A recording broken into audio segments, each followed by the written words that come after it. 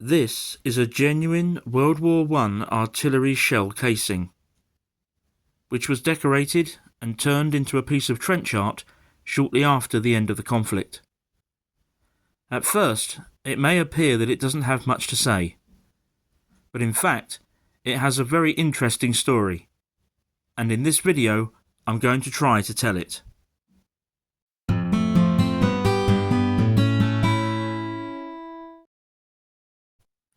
World War I, or the Great War, is often remembered as the War of the Big Guns, and for very good and obvious reasons. But large numbers of big guns require a mind-boggling number of shells, and throughout the conflict, both sides produced these in their millions. High explosive shells, shrapnel shells, gas shells, the list goes on. Alongside the well-documented horrors of the front lines, the men in the trenches still found themselves with significant amounts of free time. To help pass it, they would often fashion something using whatever was to hand, a piece of old military equipment, for example. And spent or dud shell casings were particularly popular for decorating. The production of these pieces, either in the trenches or just behind the front lines, became known as trench art, although it has a much older history and was particularly popular during the Napoleonic era, for example. Strictly speaking, today, trench art can be defined as any decorative, functional or artistic item made from the debris of war by soldiers, prisoners of war or civilians. So, what can we learn from the shell casing that we looked at the start of this video? What is the story that took it from an instrument of death to a piece of trench art? To begin with, if we turn the shell case over and look at the base, we'll find a series of markings, so let's zoom in on each of them and see what they mean. The first markings, on either side of the middle, are obvious. Jan 1918. So this is the shell's manufacturing date, January 1918, placing it firmly within World War I, 10 months before the armistice. Forming a circle around the centre of the base are the words Patronenfabrik, Karlsruhe. This is particularly significant. We can immediately see that we have a German rather than an Allied shell, and that it was manufactured here at Karlsruhe in southwest Germany. Patronenfabrik literally translates as cartridge factory. This factory had a heritage of supplying the German army dating back to 1883 and operated for many years under the name Metal-Patronen.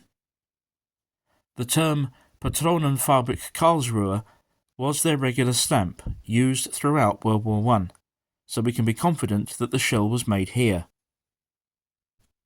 In addition, incorporated within that marking, just here, there's another small symbol, which, if we zoom in, we can see depicts a flaming bomb. This also appeared on all the Karlsruhe shells produced for both the German Army and Navy. At the top of the base, we have the letters ST and the numbers 443, which again we can see more closely if we zoom in. ST is an abbreviated form of the German word stark, which literally translates as strong. This means that the shell casing has been strengthened. Those produced before 1905 had thinner walls. The numbers 443 simply relate to the batch code in which this shell casing was produced. Finally, at the bottom, as shown here, we have the last two marks, which again are easier to see in close-up. Firstly, we have 67% Cu. This means that the shell casing contains 67% copper. Apparently, the copper content of German shells had been higher earlier in the Great War, but as the conflict dragged on, dwindling supplies and intense demand necessitated a reduction. Finally, we have the Factory's Quality Control or Inspection Mark, SP255. The Germans used various quality control marks, including several variants with the SP prefix. This apparently relates to Spandau, but would appear to refer to a set of quality control regulations, rather than being an indication that the shell ever travelled to Berlin. So the next questions have to be, what did this shell originally contain, and what calibre was it? Well, its contents have been lost to time. But, although cut down, it seems from the remaining dimensions that this was a 77mm shell, and would have been fired from the German 77mm field cannon, such as the one shown here. Although dwarfed by many of the guns that appeared on the World War I battlefield, the 77mm field cannon had a long and proven heritage of both versatility and development. The World War I version was first produced in 1905, and over 5,000 of them were built. In relative terms, they were lightweight and easy to manoeuvre, and they packed a significant punch. They had a muzzle velocity of over 1,500 feet per second, and a maximum firing range of 9,200 yards when dug in. Furthermore, a fully trained crew of 5 could fire up to 10 rounds per minute. That's one shell every 6 seconds. Now let's take a look at the engraving that turned this shell casing into a piece of trench art. There's an intricate design that includes the words souvenir, Solre-le-Chateau, and the date year 1919. Solre-le-Chateau is a town in northern France, and, as can be seen on this map, is right on the Belgian border. It was under German occupation in World War I, and was only captured by the British 12th Lancers on the 9th of November 1918, just 2 days before the armistice. Ironically, on the evening of the 10th of November, German artillery fire hit their own abandoned munitions train. The resulting explosion caused the last death of the 12th Lancers of the Great War, just hours before the guns fell silent. It's impossible to know exactly when our shell made its way to Solre-le-Chateau. Clearly it was either late in World War I or very shortly afterwards. At some point it was obviously decommissioned and turned into a piece of trench art. What we do know is that the town became the headquarters of the 5th Australian Division at the end of the war, and many thousands of Allied soldiers passed through there on their way to occupation duties.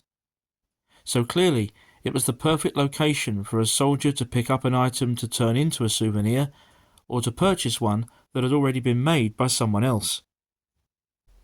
So from this seemingly mute shell casing, which has now become an addition to my history collection, we've actually been able to learn a great deal.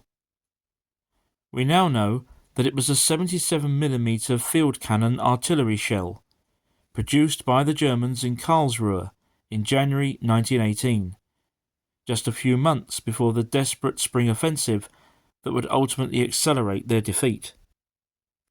At some point it made its way to the town of Solre-le-Chateau in northern France, where it transitioned from an instrument of death into a piece of trench art.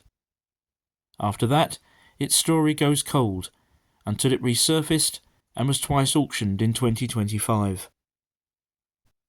This item has been both complicated and extremely satisfying to research, and if you'd like to support my work, please consider subscribing. If you'd like to go that extra mile, please hop over to my Ko-fi page, where you can donate or become a member. All the relevant links are on the screen now. In a moment, there'll also be a link to another World War I related video that you may find of interest. Thank you for watching, and I will see you again next time.